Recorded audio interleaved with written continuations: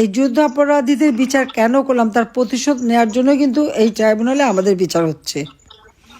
তার কারণ যেসব অপরাধের কথা বলা হয়েছে, একটা অপরাধও তো আমি করি নাই বা আমরা কেউ করিনি। যেমন আবু সাইদের হত্যার কথাই ধরো, আবু সাইদকে হত্যা করার কথা বলা হয়েছে। আবু সাইদের বাবা সে যখন সাক্ষী দিল কি বলছে, সারা বিশ্ব জানে আবু সাইদ বুক পেতে গুলি নিয়ে মারা গেছে। আবু সাইদের বাবা ট্রাইব্যুনালে যে সাক্ষী দিল, তার ছেলের মাথার পিছনে গুলি, যখন তাকে গোসল করায় তখনও মাথার পিছনে রক্ত। যদিও মামলা চলাকালীন সময় প্রসিকিউটর বলছিল যে পিছনে না পিছনে, সামনে সামনে। তারপরে আবার পরবর্তীতে এক সাংবাদিকের প্রশ্ন সে বলছিল হ্যাঁ মাথায় পিছনের কথাটা বলা আমার ভুল হয়ে গেছে। মানে সাক্ষী যাদের শিখিয়ে পড়ে নিয়ে এসেছে তারা আসলে সঠিক কথা বলতে পারেনি। আবু সাইদের হত্যা, মুগ্ধর হত্যা, তারপরে 7.62 বুলেট যেটা ব্যবহার করা হয়েছে 2024 সালের 15ই ফেব্রুয়ারির পর থেকে, আমি সেখানে একটা জুডিশিয়াল ইনকোয়ারি কমিশন গঠন করে দিয়েছিলাম হাইকোর্টের জজ সাহেবকে দিয়ে। ডক্টর মোহাম্মদ ইউনূস কিন্তু সেই এনকোয়ারি করতে দেয় নাই। অবৈধ অস্ত্র, থানা লুট করে অস্ত্র, সেগুলি কোথায় গেল সেগুলি খোঁজ করে নাই।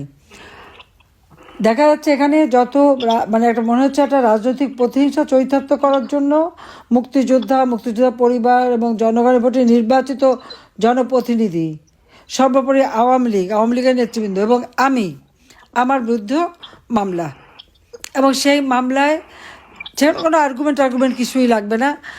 তারা নিজেরাই একজন আইনজীবী ঠিক করে দিয়েছে। সেই আইনজীবী আবার যখন জজ সাহেবের সাথে কথা বলে, সেটাও আবার প্রচার হয়ে গেছে যে সে আইনজীবী খুব ভালো ভালো কথা বলছিল যে আমাকে মুক্তি দিতে হবে, আমার কোনো অপরাধ নেই ইত্যাদি ইত্যাদি। আবার জজ সাহেবকে বলছে আমার তো এই কথাগুলি বলতেই হয়, আমি তো বাইরে অন্য কথা বলতে পারি না, কাজে আমাকে তো বলতেই হবে হ্যাঁ যে না ফাঁসি দেওয়া যাবে না। আমি কি বলতে পারি যে ফাঁসি হোক?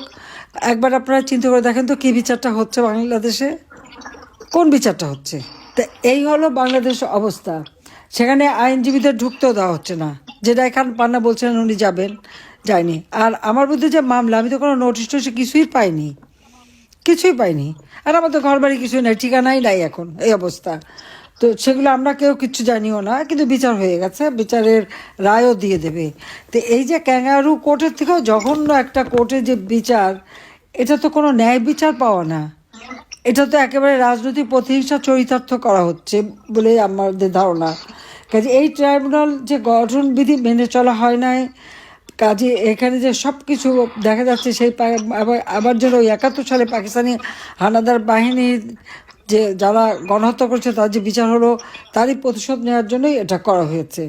কাজে আজকে আমরা দীর্ঘদিন আমাদের হাজার হাজার লক্ষ লক্ষ নেতাকর্মী ঘরবাড়ি হারা, তাদের উপরে নির্যাতন চরমভাবে শিকার। তো আমরা আজকে যে আন্দোলনের ডাক দিয়েছিলাম লকডাউন, এই লকডাউনে আমি বলবো যে আমাদের আওয়ামী লীগ এবং সহযোগী সংগঠনের নেতৃবৃন্দ, সাধারণ শ্রেণী পেশার মানুষ, প্রবাসীরা, দেশে বিদেশে সকল বন্ধুরা এবং বিভিন্ন শ্রেণী পেশার জনগোষ্ঠী প্রত্যেকে যে অকুণ্ঠ সমর্থন দিয়েছেন, এবং এই যে প্রতিকূল অবস্থা, সেই মানে ইউনূসের যে জঙ্গি বাহিনী, কারণ ইউনূস ক্ষমতা এসে সমস্ত জঙ্গিদের ছেড়ে দিয়েছে, মুক্ত করে দিয়েছে, হত্যাকারীদের ছেড়ে দিয়েছে।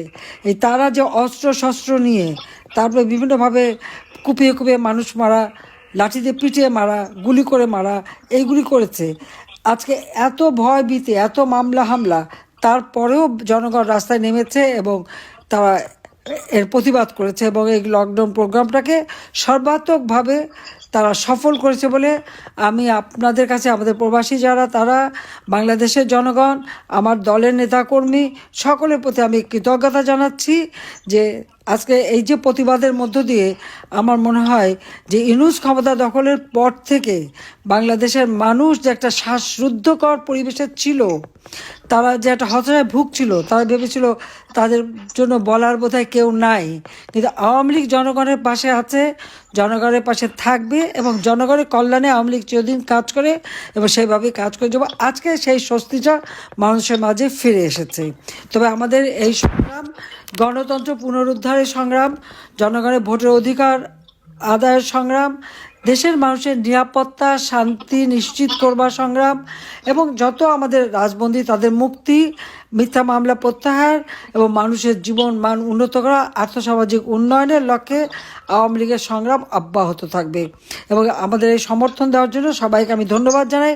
এবং আন্তর্জাতিক ক্ষেত্রে যে সমস্ত বন্ধুরা আমাদের বন্ধুপ্রতিম দেশ এবং যারা আমাদের সমর্থন দিচ্ছেন, জনপ্রতিনিধি সকলকে আমি আমার ধন্যবাদ জানাই, কৃতজ্ঞতা জানাই, সবাইকে ধন্যবাদ। আজকে আপনারা এখানে এসেছেন, আপনাদেরকে আমি ধন্যবাদ জানাই। এবং আমরা ন্যায় বিচার চাই, এটা সত্যিকার কোর্টে বিচার হোক, সেটা প্রমাণ দিক তারা যে হ্যাঁ আমি অপরাধী। কোনো প্রমাণ তারা দিতে পারেনি, শুধু মিথ্যে কথা বলে।